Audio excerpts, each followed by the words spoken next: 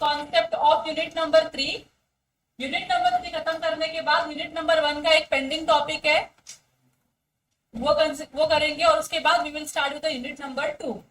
ठीक है, ख्याल से ना। अब जो लास्ट पार्ट है that is from section number 31 to section number 44, जिसमें पूरा का पूरा performance of contract of sale की बात चल रही है कि कॉन्ट्रैक्ट ऑफ सेल जो है, how it will be perform, when it will be perform, where it will be perform, everything relating to that is discussed from section number 31 to section number 44. Is it okay? Section 31 बहुत ही simple section है। क्या बोलता है? Duties of seller and buyer. बताओ seller की क्या duty है? Goods देना। बायर की क्या ड्यूटी है? बदले में पैसे देना गुड्स के बदले में। समझ रहा है? ये ड्यूटी है ना बायर की। It is the duty of the seller to deliver the goods and of the buyer to accept and pay for them in accordance with the terms of contract of sale. अगर seller willingness नहीं show कर रहा है goods बेचने की, तो क्या buyer की ड्यूटी है उसके बदले में पे करने की? नहीं। अगर बायर विलिंगनेस नहीं शो कर रहा है पेमेंट करने की, तो क्या सेलर लाइबल है पे कर गुड्स देने के लिए? नहीं। ये क्लियर है आप लोगों को? ड्यूटीज एंड लाइबिलिटीज बहुत सिंपल है। सेलर की ड्यूटी है गुड्स देना, बायर की ड्यूटी है गुड्स को एक्सेप्ट करके उसका पेमेंट करना। That's all. इसके अलावा कुछ नहीं है। This is all about section number 31। Clear? Section 32 बोलता है payment and delivery are concurrent conditions. अब और कॉन्करेंट कंडीशंस मतलब हैंड ऑन हैंड जाने वाले कंडीशंस है।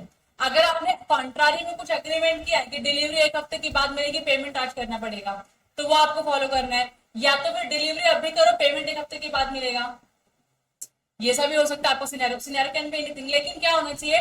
बायर के अंदर विलिंगनेस होना चाहिए पे करने के लिए, सेलर के अंदर विलिंगनेस होना चाहिए गुड्स को डिलीवर करने के लिए। बराबर की नहीं? ये दोनों क्या है? कॉन्करेंट कंडीशन, साथ में चलने वाले कंडीशन है, हाथ में हाथ पकड़ के चलने वाले कंडीशन है। ठीक है?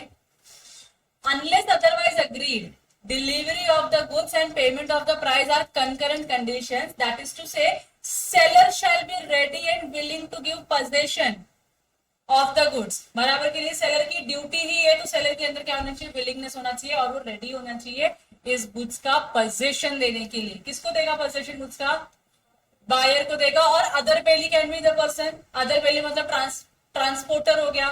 बायर के बिहाफ में कोई और गुड्स एक्सेप्ट कर लिया, हो सकता है कि नहीं हो सकता। For exchange of the price, क्या मिलेगा उसको? उसके बदले में प्राइस मिलेगा। And the buyer shall be ready and willing to pay the price in exchange for the possession of the goods. ये सिंपल था। 31, 42 क्लियर है आप लोगों को? इसमें तो डाउट होना ही नहीं चाहिए बिल्कुल भी। अब आगे बढ़ते हैं सेक्शन नंबर 33 पे। 33 से लेके 41 में पूरा लिखा है rules regarding delivery of the goods, कि गुड्स की डिलीवरी करने के लिए कुछ कुछ रूल्स है जो आपको फॉलो करने होंगे। And these rules are this given here: part delivery, buyer to apply for the delivery, place of delivery, time of delivery, installment delivery, delivery of wrong quantity, expense of the delivery, possession of third party अगर कुछ उसकी possession में, delivery to wharfinger or carrier, deterioration during the transit and buyer's right to examine the goods। ये सारे जो points है 4, 4, 8, 3, 8, 3, 11, तो ये पूरे 11 क्या है? रूल्स है जो आपको पढ़ने हैं regarding delivery of the goods. Is it okay? हाँ, अभी डिटेल में आपको यहाँ से पढ़ना है। तो सबसे पहले मुझे आप बताओ what is delivery? What is delivery? Voluntary transfer of possession from one person to another. One person is seller, another person is the buyer. बराबर की नहीं? कौन से सेक्शन में डिफाइन किया है डिलीवरी? सेक्शन 2 क्लॉज, हाँ, तो 2 में डिफाइन किया है, ऐसे याद रखो। 2 में क्या डिफाइन किया है? डिलीवरी। 2 में डिफाइन किया है delivery. Delivery is a voluntary transfer of possession from one person to another. Clear है? So delivery of the goods sold made by doing anything which the parties agree shall be treated as delivery. Delivery का मतलब क्या है? कुछ तो आपने करने के लिए अग्री किया था डिलीवरी के फॉर्म में, अगर आपने वो कर दिया तो हम बोलेंगे आपने दूसरे किया, डिलीवर कर दिया। तो जनरली क्या होती है टाइप्स ऑफ डिलीवरी में? एक्चुअल डिलीवरी हो गया, कंस्ट्रक्टिव हो गया और सिंबॉलिक डिलीवरी हो गया। कंस्ट्रक्टिव में क्या हुआ, एक पार्टी एक्नॉलेज कर दी दूसरे पार्टी को फोन करके तुम्हारे गुड्स मेरे पास पड़े हुए, डिलीवरी हो गई कि नहीं हो गई, that means you have done something in order to make it delivery of the goods, और आपने वो कर दिया तो हम डिलीवरी मान लेंगे उस गुड्स की। फिर बोलने का नहीं मेरे पास फिजिकल पोजीशन आया नहीं, अरे कंस्ट्रक्टिव डिलीवरी है, फिजिकल पोजीशन कैसे आएगा तेरे पास अभी, बराबर कि नहीं। बाहर में फोन करके सेलर ने, या नहीं सॉरी सेलर नहीं, वो जब कस्टोडियन है उसने फोन करके बोला ना कि सर तुम्हारे गुड्स मेरे पास पड़े हुए हैं, I am holding this goods on behalf of you, तो हो गया ना कंस्ट्रक्टिव डिलीवरी। चाबी दे दिया गाड़ी की, हो गया ना कंस्ट्रक्टिव डिलीवरी। चाबी दे दिया इसकी अपनी वेयर हाउस की, तो हो गया ना आपका सिंबॉलिक डिलीवरी, बराबर की नहीं। ओके, अब सेक्शन नंबर 34 आपको पढ़ना है, इफेक्ट ऑफ पार्ट डिलीवरी। ये पढ़ा था हमने पार्ट डिलीवरी, यहाँ पे ना पार्ट डिलीवरी। पार्ट डिलीवरी का मतलब भी क्या होता है, आप गुड्स क्या कर रहे हो, पार्ट्स में डिलीवर करोगे। पहले एक पार्ट जाएगा, पहले एक लॉट जाएगा, फिर दूसरा लॉट जाएगा, फिर तीसरा लॉट जाएगा, फिर फोर्थ लॉट जाएगा। इसमें अगर आपने डिलीवरी किया तो उसका इफेक्ट क्या होगा, देखो बहुत सिंपल तरीके से चार्ट बना हुआ है, आपको चार्ट समझना है, आपको कॉन्सेप्ट समझ जाएगा। चार्ट में क्या बोला है, अगर पार्ट डिलीवरी हुई है गुड्स की, where the part delivery is made in progress of the whole delivery, part delivery is made in progress of the whole delivery का मतलब क्या होता है कि आपने ये नहीं बोला कि ये पहला इंस्टॉलमेंट है इसका पैसा दो फिर उसके बाद आपको गुड्स मिलेगा दूसरा वाला, नहीं। आपने क्या बोला, सर आपको total 1000 tons of sugar cane चाहिए ना, 1000 टर्न्स ऑफ शुगर केन चाहिए ना आपको, ठीक है। एक गाड़ी में सारी बैठती नहीं है और सारा एक साथ में कटता भी नहीं है, तो हम क्या कर रहे हैं, ये हमारा प्रोसेस में है, ये गुड्स आपको मिलेगा मिलेगा मिलेगा। तो आज आपके पास एक टेम्पो आएगी, कल आपके पास दूसरी टेम्पो आएगी, फिर आपके पास तीसरी टेम्पो आएगी, समझ में आ रहा है आपको। तो गुड्स की डिलीवरी क्या हो रही है, पार्ट्स पार्ट्स में हो रही है। रीजन बीइंग कि सारा गुड्स एक टेम्पो में आप लोड नहीं कर पाओगे और 1000 टर्न्स ऑफ शुगर केन आप एक बार में कट नहीं कर पाओगे, तो it is in the process, delivery is in the process, line में है, एक के बाद एक के बाद एक के बाद एक गाड़ी आती रहेगी आपके पास, सर आप टेंशन ना लो, तो इसको हम क्या बोलेंगे, पार्ट डिलीवरी बोलेंगे। आप जब पार्ट डिलीवरी में जो पहली व्हीकल गई बायर के पास, तो क्या मैं मान लूं कि सारे गुड्स की डिलीवरी हो गई और सारे गुड्स का ओनरशिप बायर को मिल गया है, ऐसा आप कर सकते हो, लेकिन कंडीशन लिखा होना चाहिए आपके कॉन्ट्रैक्ट में, समझ में आ रहा है। तो क्या बोला है, then it is treated as the delivery of the whole and the ownership of the whole quantity is transfer to the buyer. तो आपने 1000 टन मंगाया, as on the day present day में आपके पास एक ट्रैक्टर आया है, एक टेम्पो आया है जिसमें कितना 50 टन ऑफ क्या हुआ है, शुगर केन लोडेड है। तो हम ये नहीं बोलेंगे कि आपके पास 50 टन ऑफ शुगर केन की ओनरशिप आई, ना ना ना ना ना, सेलर का कोई इंटेंशन नहीं है सेपरेट करने का लॉट्स को। सेलर सब जो प्रोग्रेस में डिलीवरी है सबको सिंगल डिलीवरी ही मान रहा है, तो सेलर क्या बोलेगा, सर आपके पास 50 टन पहुंचे है ना, बाकी के 950 टन आ जाएंगे आपके पास। लेकिन हम क्या बोल रहे हैं, जब आपके पास 50 टन आया तो इट मीन्स 950 टन का ओनरशिप भी क्या है, आपके पास पहुंच गया है। हम उसको सेग्रीगेट नहीं कर रहे कि जितना टन का डिलीवरी हुआ उतने पे बायर की रिस्पॉन्सिबिलिटी, बाकी सब पे सेलर की responsibility. No, we are not doing, we are not separating the transaction. हमने यहाँ पे क्या किया है, प्रोग्रेस में है ना ये, तो हमने इसको अलग अलग प्रोसेस में इंस्टॉल नहीं किया। हमने क्या बोला, एक भी गाड़ी आपके पास पहुंची ना सर, एक गाड़ी आउट ऑफ 10 व्हीकल्स और 50 व्हीकल्स, अगर 1 vehicle is reach to you, we will assume whole goods का जो ओनरशिप है और जो रिस्क है वो आपको मिल चुका है। We are not retaining even a single term goods का ओनरशिप। समझा आप लोगों को। देखो क्या लिखा है, फिर पढ़ो इधर, where the part delivery is paid, एक पार्ट गुड्स का डिलीवर हो चुका है, in progress of the whole delivery, और बाकी के चीजें, बाकी के जो डिलीवरी हो क्या है, प्रोग्रेस में ही है।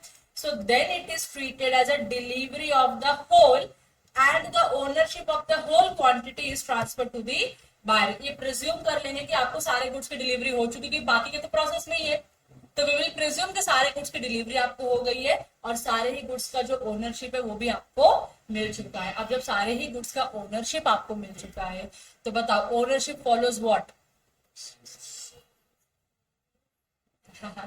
Risk follows ownership. तो अभी रिस्क क्या हो गया, आपके पीछे पीछे आ गया। तो सर ओनरशिप आपके पास है ना, तो रिस्क में मेरे पास कैसे रखेगा सर, तो रिस्क भी आपका हुआ इस गुड्स का। तो रास्ते में टेम्पो पलटी हो गई, गिर गई खाई कुएं में, तो मेरी रिस्पॉन्सिबिलिटी नहीं है सर, वो आपका रिस्क है, you have to bear that loss, बराबर की नहीं। तो अगर आप प्रोग्रेस में ऐसा कोई मतलब कंटिन्यूटी में अगर आप गुड्स डिलीवर कर रहे हो तो हम क्या बोलेंगे, एक लॉट भी अगर आपको मिल गया, एक लॉट भी डिलीवर होने लगा, तो हम बोलेंगे कि सारे ही यूनिट्स का या सारे ही लॉट का आपको डिलीवरी हो गया है और ओनरशिप भी ट्रांसफर हो गया है उसका। यहाँ तक क्लियर है। दूसरा क्या बोला है, where the part is made with the intention of separating it. अब यहाँ पे सेलर का इंटेंशन है गुड्स के जो पार्ट्स प्रोसेस उसको सेपरेट करने का कि नहीं, each lot will be a different delivery. Each lot पहुंचा उसकी ओनरशिप आपकी, जो लॉट नहीं पहुंचा उसकी ओनरशिप अभी भी सेलर की है। हो सकता है कि नहीं हो सकता, हो सकता है। So then it is not treated as delivery of the whole and the ownership of the whole quantity is not transfer to the buyer. तो जितनी क्वांटिटी पहुंची है, जितनी क्वांटिटी डिलीवरी में है उतनी ही आपकी ओनरशिप है, उतनी ही क्वांटिटी की आपकी ओनरशिप है, उसके पीछे वाले क्वांटिटी की ओनरशिप आपकी नहीं है।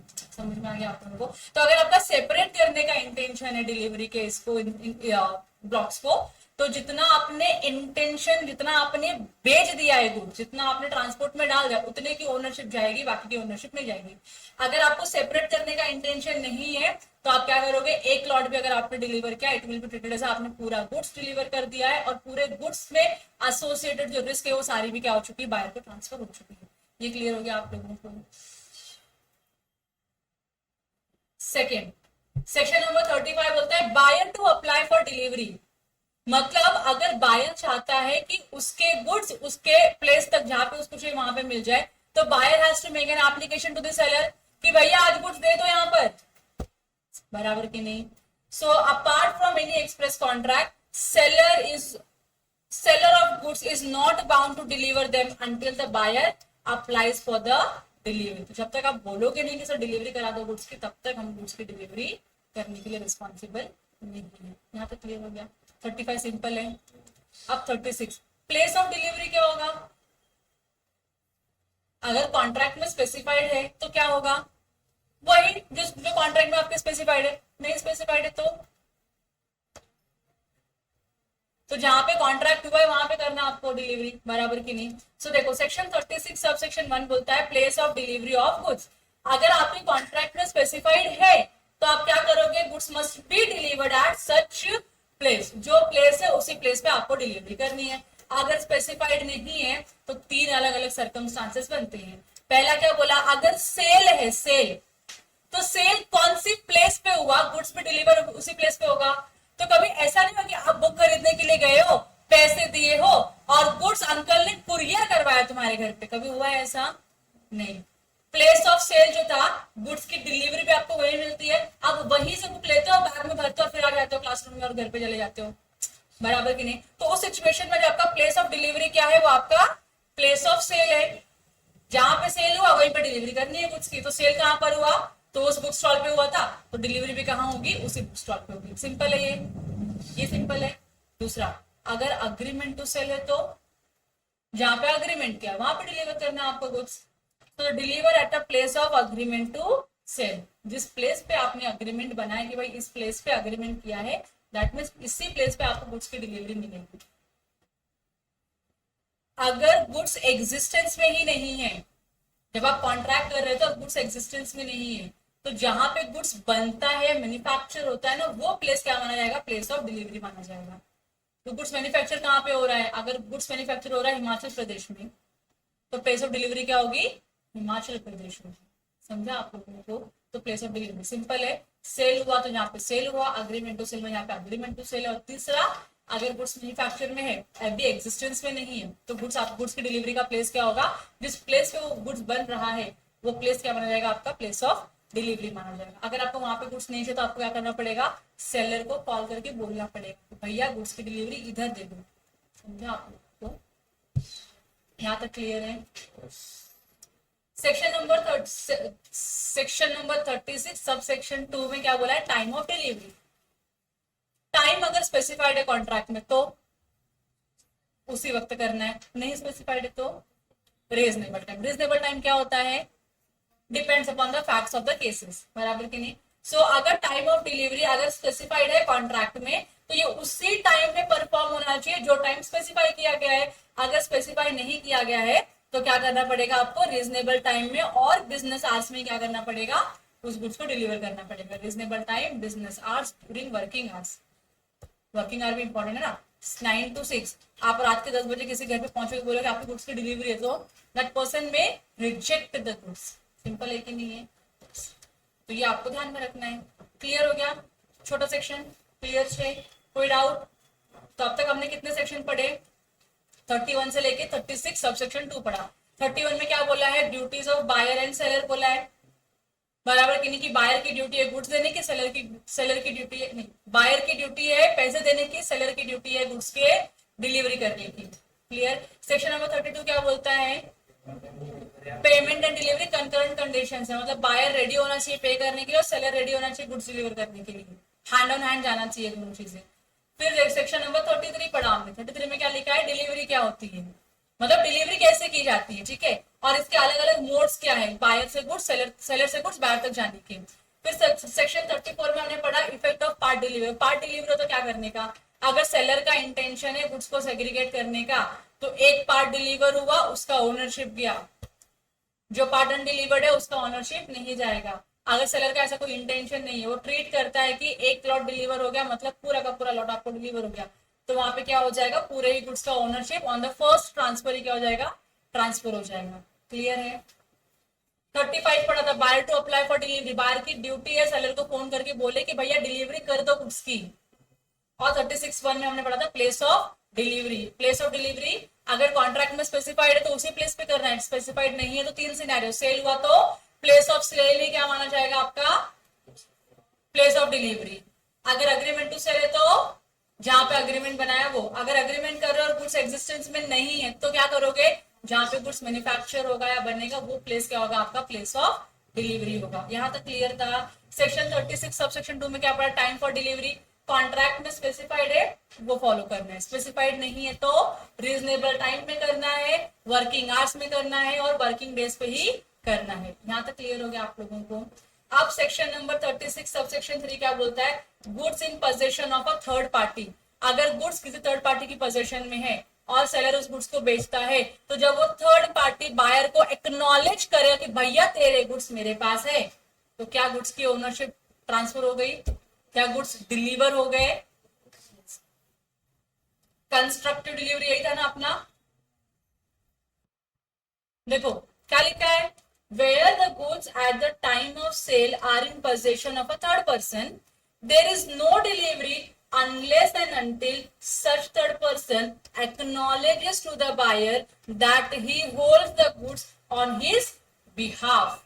तो जब तक वो थर्ड पर्सन बायर को एक्नॉलेज नहीं कर देता तब तक बायर को डिलीवरी गुड्स की नहीं हुई है। Provided that nothing in this section shall affect the operation of the issuer or transfer of any document of title to goods।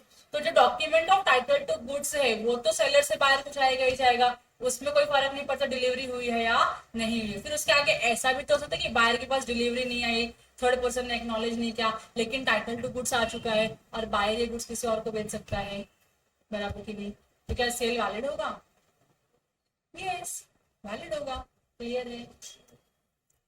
Section 36 subsection 4 बोलता है time for tender of delivery. आप delivery कब offer करोगे? Tender का मतलब ही क्या है, simplified language में ऑफर करना, ठीक है।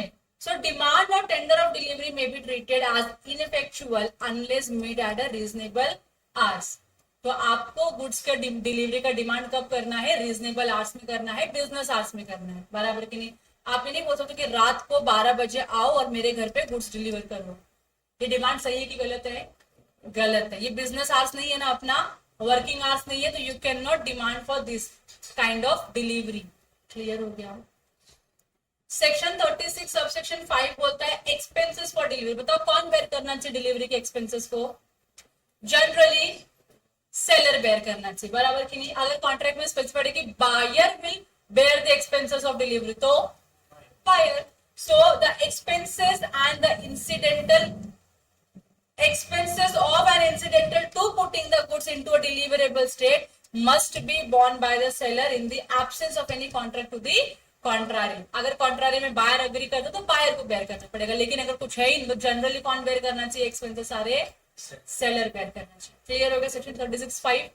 37 क्या बोलता है, डिलीवरी ऑफ रॉन्ग क्वांटिटी, मतलब मैंने क्वांटिटी एक्स मंगाया, मुझको या तो एक्स स्क्वायर आ रहा है या x-1 आ रहा है या y आ रहा है, हो सकता है कि नहीं हो सकता है, तो क्या बायर लाइबल है उस रॉन्ग क्वांटिटी की डिलीवरी को एक्सेप्ट करने के लिए? लाइबल होगा बायर? नहीं, बायर लाइबल नहीं, उसके पास चॉइस है, एक्सेप्ट भी कर सकता है, रिजेक्ट भी कर सकता है। ये जाएगी, ये चॉइस किसके पास रहेगी? सिर्फ और सिर्फ बायर के पास। अगर उसने रॉन्ग क्वांटिटी का गुड्स एक्सेप्ट कर लिया तो क्या उसको पेमेंट करना पड़ेगा? रिजेक्ट किया, उसने बोला जितने का मैंने ऑर्डर दिया था मैं उतना ही एक्सेप्ट करेगा, बाकी तुम लेके जाओ, अब उतने का पे करना पड़ेगा उसको। सिंपल है कि नहीं है? तो देखो अभी मैं जब बोलती हूँ रॉन्ग क्वांटिटी, तो रॉन्ग क्वांटिटी में 3 चीजें आ सकती है। एक तो शॉर्ट डिलीवरी आ गई, कम दिया, दूसरा क्या आ गया, एक्सेस डिलीवरी आ गई, तीसरा क्या है, मिक्स्ड डिलीवरी, मतलब आपने गुड्स मिक्स करके डिलीवर किया। तो शॉर्ट क्वांटिटी अगर गुड्स का डिलीवर हुआ है तो बायर गुड्स को एक्सेप्ट कर सकता है या रिजेक्ट कर सकता है। अगर एक्सेप्ट किया तो क्या उसको पे करना पड़ेगा जितना भी क्वांटिटी उसको डिलीवर्ड हुआ है, तो कम का पे करेगा ना वो। So he shall have to pay at a contract price for the goods actually delivered to him, जितना डिलीवर हुआ था उतना। तो मैंने 1000 टन्स ऑफ शुगर केन मंगाया था, मुझको 100 टन्स ऑफ शुगर केन आया, बताओ शॉर्ट है कि एक्सेस है? मैंने बोला ठीक है इसका पैसा दूंगी मैं, तो मैंने 100 टर्न्स ऑफ डिलीवरी को एक्सेप्ट किया और 100 टर्न्स के लिए मुझे पे करना पड़ेगा। सही कि गलत? सही है। अगर मैंने रिजेक्ट किया तो कुछ पे करने की जरूरत नहीं है, सिंपल है। दूसरा, एक्सेस डिलीवरी हुआ तो क्या क्या हो सकता है, accept all the quantity order, जितना आपने ऑर्डर किया था उतना एक्सेप्ट करो, बाकी रिजेक्ट कर दो। कोई कुछ बोलेगा आपको क्या? नहीं। अब जितना आपने एक्सेप्ट किया उतने का तो पे करना पड़ेगा आपको, सिंपल है।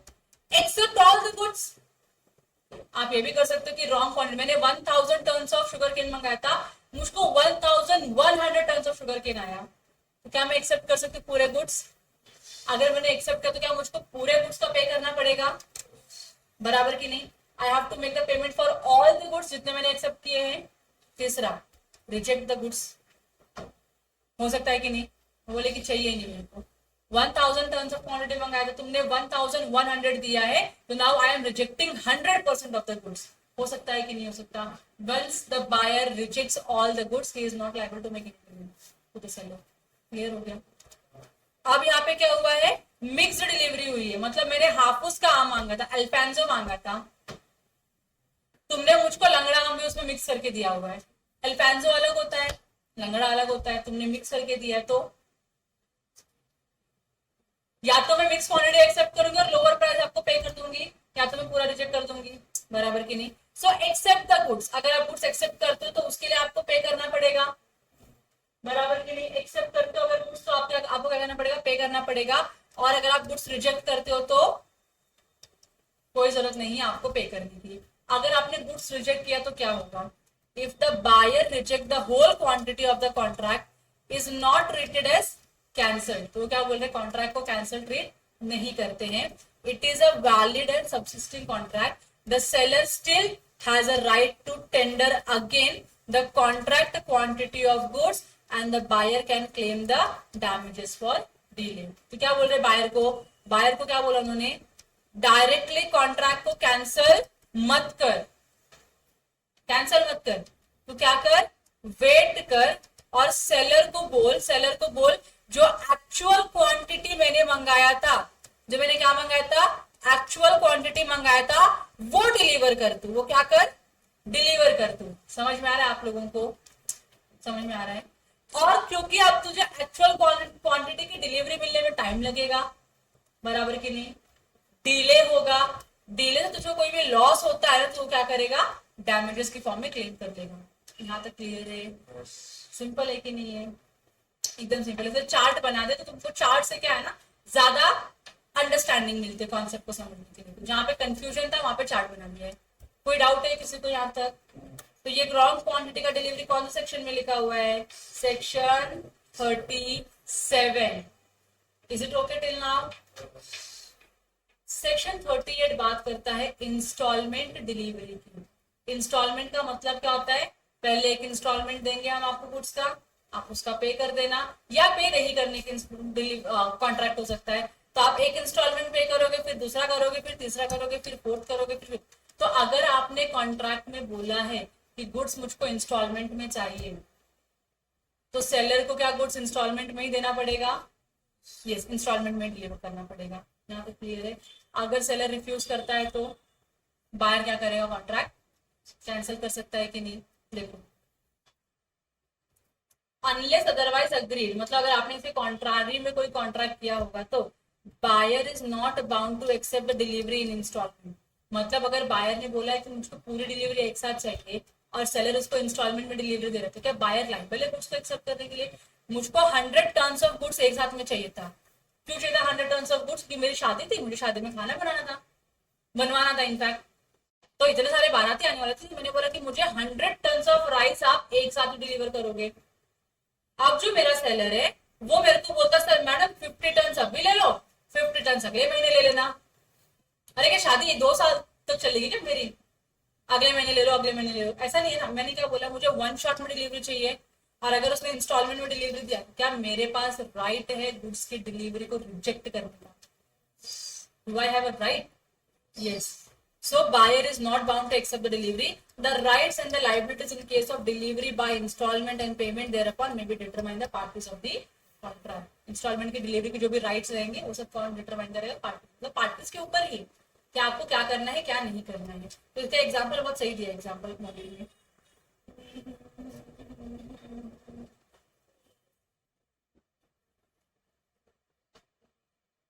हाँ, इंस्टॉलमेंट डिलीवरी देखो क्या लिखा है? There was a sale of 100 tons of paper to be shipped in November.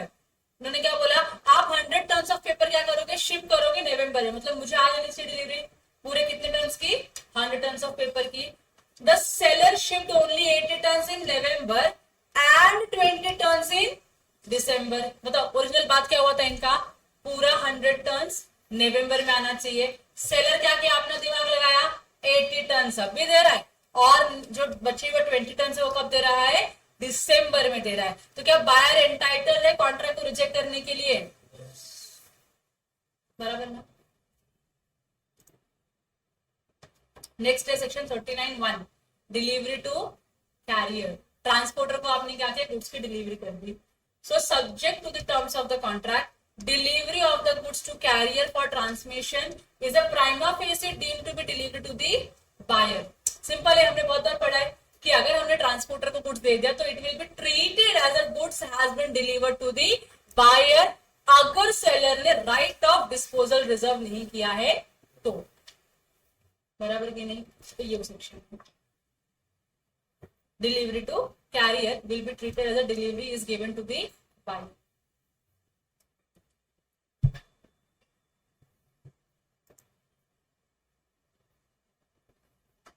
लिख लिया? अगला सेक्शन है section number 40, that is deterioration during transit. Deterioration का मतलब क्या होता है? गुड्स को डैमेज होना। गुड्स क्या हो गया? आपका डैमेज हो गया। कब डैमेज हुआ है? ट्रांजिट में डैमेज हुआ है।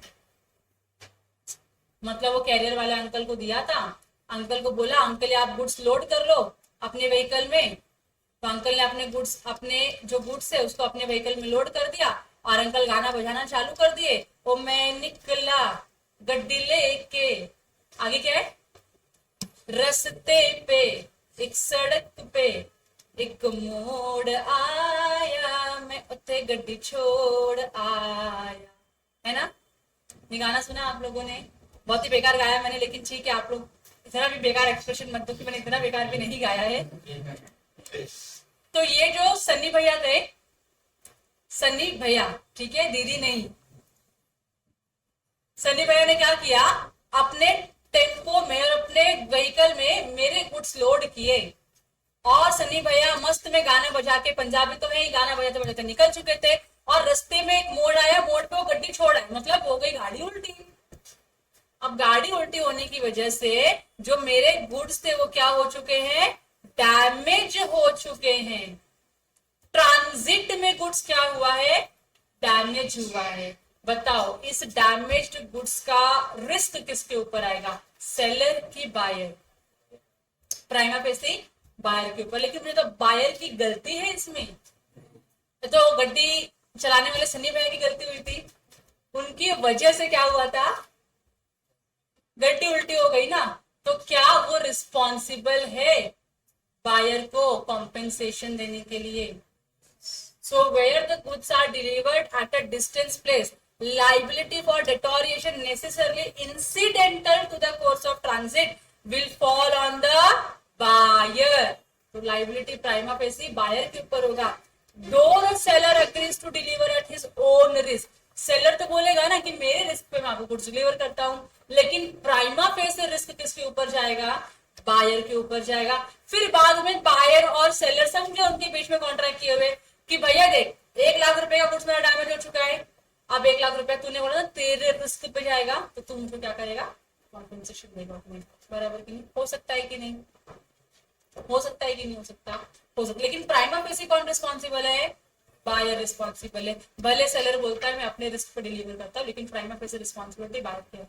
तो ट्रांसपोर्टर के ऊपर केस करके पैसे वसूल करने का राइट किसके पास है, बायर के पास है। यहाँ तक क्लियर हो गया आप लोगों को, is it clear till now. Section number 40 खत्म हो गया है, समझ में आ गया आप लोगों को।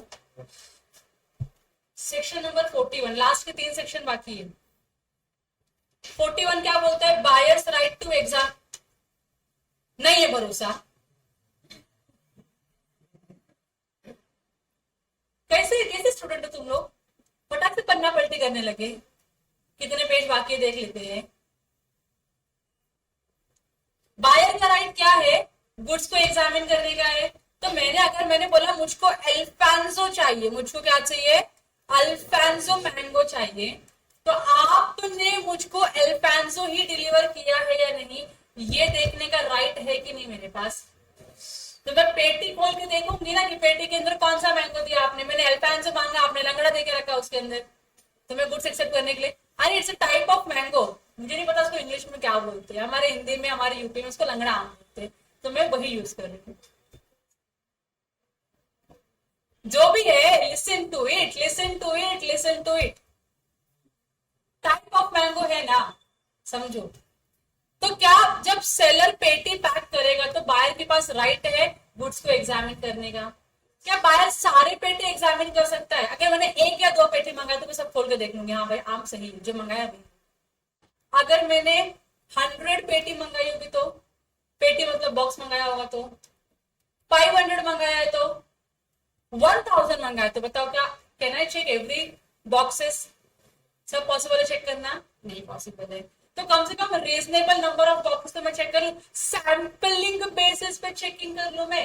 Out of 1000 box let me check 15 boxes कि उसमें कोई गुड्स डैमेज तो नहीं है या कोई दूसरे टाइप का गुड्स तो नहीं है, बराबर की नहीं, इतना चेक करने का राइट है कि नहीं है।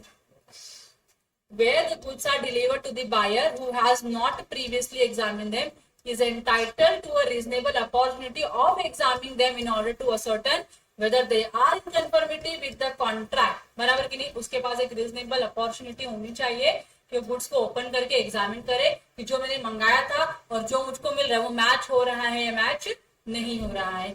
Unless otherwise agreed, seller is bound on the request to afford a buyer reasonable opportunity to examine the goods. तो seller की responsibility, अगर buyer ने बोला मुझे चेक करना है goods, तो he has to give the opportunity to the buyer to check the goods. Clear है यहाँ तक, कोई डाउट है अभी तक इसमें?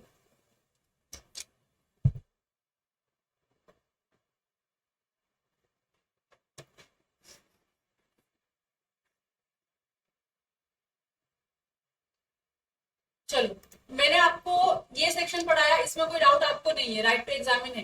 लेकिन इसमें ना एक केस हुआ था, डिटोरिएशन वाले इसमें ना एक केस हुआ था, और वो केस यहाँ पर है, ये देखो, पी करके एक पर्सन है हु इज द सेलर, उसने गुड्स क्या किया है, क्यू को बेचा है, और गुड्स क्या है, आयरन रॉड से। अब जब आयरन रॉड से और वो ओपन में रहेगा या आप क्लोज भी करोगे तो उसको जंग लगता है कि नहीं, बराबर की डस्टिंग हो जाती है उसके ऊपर। सो पी ने क्यू को गुड्स बेचा है, वो क्या है गुड्स आपका आयरन रॉड से। Which were to be sent by proper vessel, proper vessel मतलब वो व्हीकल वगैरह में अच्छे से शिप से आ रही तो प्रॉपरली वेसल में था वो, it was rusted before it reach to the buyer, buyer को मिले उसके पहले क्या हुआ, उसके ऊपर जंग लग गया, रस्ट लग गया पूरा का पूरा। The rust rod, the rust of the rod was so minimal and not affecting the mercantile quality and the deterioration was not necessarily incidental to its transmission। तभी हुआ क्या, जो रॉड आया रॉड पे भी रस्टिंग हो चुकी है, लेकिन ऐसी रस्टिंग कि हाँ इतना तो नॉर्मल है, ये तो होता ही है, आयन का आप कोई भी गुड्स यहाँ से वहां करोगे तो ये तो होना ही, जंग तो लगना ही है, तो बेसिक है but it is usable goods. मतलब आगे अभी जो आप जिस बेंच के ऊपर बैठे हो उस बेंच का जो फ्रेम है वो किससे बना है, आयरन से बना है। अब उसको देखो पेंट किया है, बनने के बाद उस आयरन रॉड को पेंट किया है ब्लैक कलर से, ताकि उसको क्या ना लगे, जंग ना लगे। तुमको क्या लगता है, कभी जंग लगेगा नहीं उसको, कभी ना कभी पेंट निकलेगा, जंग लगेगा। अगर हमने उसको ओपन ही रखा तो ज्यादा जंग लग जाता, बराबर की नहीं। तो हमने ये आयरन रॉड मंगवाया है कहीं ना कहीं से, अब कहीं से वो आयरन रॉड आया है इस अपने प्लेस पे, तो आने में मानो 10 दिन का टाइम लगा उसको, आयरन रॉड को एक प्लेस से यहाँ पे आने के लिए 10 डेज का टाइम लगा। अब 10 डेज के टाइम पीरियड में हुआ क्या, आयरन रॉड पे रस्टिंग हो गई, थोड़ी सी जंग लग गया, but it is usable, quality खराब नहीं हुई है, यूजेबल क्वालिटी में, खाली थोड़ा सा रस्टिंग हुआ, उसको आप क्या वो ऑयलिंग वगैरह कर दोगे, ग्रीसिंग कर दोगे तो निकल जाता है वो भी। लेकिन बायर बोलता है मैं गुड्स एक्सेप्ट नहीं करेगा, गुड्स क्या हो चुका है, डिटोरिएट हो चुका है। बताओ इट इज डिटोरिएशन, नहीं ये डिटोरिएशन नहीं हुआ, और buyer is liable to accept the goods, क्योंकि बेसिक सी चीज है वो, बहुत बड़ा डैमेज आपको हुआ नहीं है, और वो उसका गुड्स का नेचर इस तरीके का है कि वो खराब हो जाएगा, थोड़ा तो रस्ट बैठेगा उसके ऊपर। आप नहीं बोल सकते कि फैक्ट्री से निकल के तुरंत आया एकदम जैसा फैक्ट्री में था वैसा ही आपको डिले हो तो वैसा ही रहेगा उसका नेचर, थोड़ा तो चेंज होता है उसके अंदर, लाल लाल हो जाता थोड़ा थोड़ा। So it was held that Q was bound to accept the goods from Q। समझिए आप लोगों को। अब नेक्स्ट है section number 42, rules related to acceptance of delivery of goods. अब जब सेलर गुड्स डिलीवर कर रहा है तो क्या बायर की रिस्पॉन्सिबिलिटी गुड्स को एक्सेप्ट करने की, लेकिन बायर गुड्स कब एक्सेप्ट करेगा, जब जिस कंडीशन का, जिस क्वांटिटी का, जिस क्वालिटी का गुड्स बायर ने मंगाया था आप रीजनेबल टाइम में, वर्किंग आवर्स में, वर्किंग डे पे लाके दे रहे हो, तो बायर लाइबल एक्सेप्ट करने के लिए। अगर आप इसको नहीं फॉलो करते तो क्या बायर लाइबल है गुड्स एक्सेप्ट करने के लिए, नहीं। तो सेक्शन नंबर 42 में वही बोला है, acceptance is deemed to take place when the buyer. अच्छा सेक्शन 42 में ये भी बोला है कि एक्सेप्टेंस मान लेंगे कि बायर ने एक्सेप्टेंस दे दिया है जब he intimates to the seller that he had accepted the goods। Intimate कर दिया कि भाई मैंने तेरा गुड्स एक्सेप्ट कर लिया है, डिलीवरी मिल गई है गुड्स की, बराबर की नहीं। दूसरा, does any act to the goods which is inconsistent with the ownership of the seller. आप ऐसा कुछ एक्टिविटी करते हो जो सेलर के ओनरशिप के राइट से इनकंसिस्टेंट है, मतलब आपने गुड्स क्या कर दिया, प्लेज कर दिया, या आपने गुड्स क्या कर दिया, रीसेल कर दिया। प्लेज किया या रीसेल किया, इसका यही मतलब है कि आपने गुड्स एक्सेप्ट किया और तब आप प्लेज कर सकते हो, तभी तो आपके पास ओनरशिप वाले राइट्स आएंगे ना। जब आप ऐसा कुछ करते हो तो इट विल बी अज्यूम्ड कि seller has accepted the goods, sorry buyer has accepted the goods and buyer has become the owner of the goods. Clear है। और तीसरा क्या बोला है, retain them after the time lapses or after a reasonable time. Reasonable time के बाद भी आपने गुड्स को अपने पास रिटेन किया, रिटर्न नहीं किया, तो हम क्या बोलेंगे, बायर क्या हो चुका है, डीम्ड ओनर हो चुका है। अब आपने गुड्स एक्सेप्ट कर लिया तो now you have to make the payment also. 3 point clear है, 3 पॉइंट क्लियर है 42 वाले कि बायर का जो एक्सेप्टेंस है वो डीम्ड एक्सेप्टेंस माना जाएगा 3 सिचुएशन में। पहला तो आपने खुद से इंटीमेट कर दिया तो कोई दिक्कत ही नहीं। दूसरा, आपने ऐसी कोई एक्टिविटी की है उस गुड्स के ऊपर जिससे ये समझ में आता है कि बायर के पास ओनरशिप वाले राइट्स है, सेलर के पास ओनरशिप वाले राइट्स है, it is inconsistent with the ownership of the seller. Pledge करना है, रीसेल करना। और तीसरा, आपने क्या किया है, रीजनेबल टाइम में गुड्स को रिटर्न नहीं किया या गुड्स को रिजेक्ट नहीं किया, तो हम क्या मानेंगे, गुड्स क्या है, बायर के हो चुके हैं। यहां तक क्लियर है आप लोगों को। Section number 42 clear.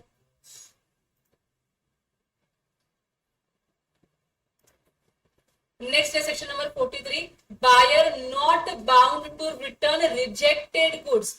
बायर के पास गुड्स आया, कुछ एनी रीजन से बायर ने गुड्स को रिजेक्ट किया, तो क्या बायर के ऊपर लाइबिलिटी है सेलर को गुड्स रिटर्न करने की?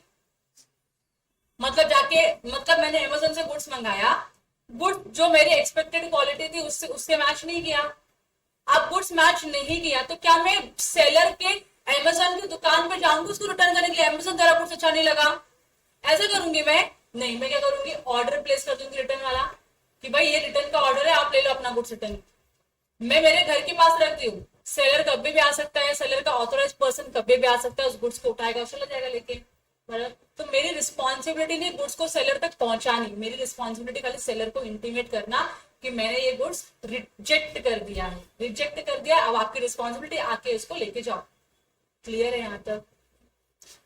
Unless otherwise agreed where the goods are delivered to the buyer and he refuses to accept them, having the right to do so, मतलब आपके पास राइट रीजनेबल ग्राउंड है goods को reject करने का, is not bound to return them to the seller, but it is sufficient if he intimates to the seller that he refuses to accept them.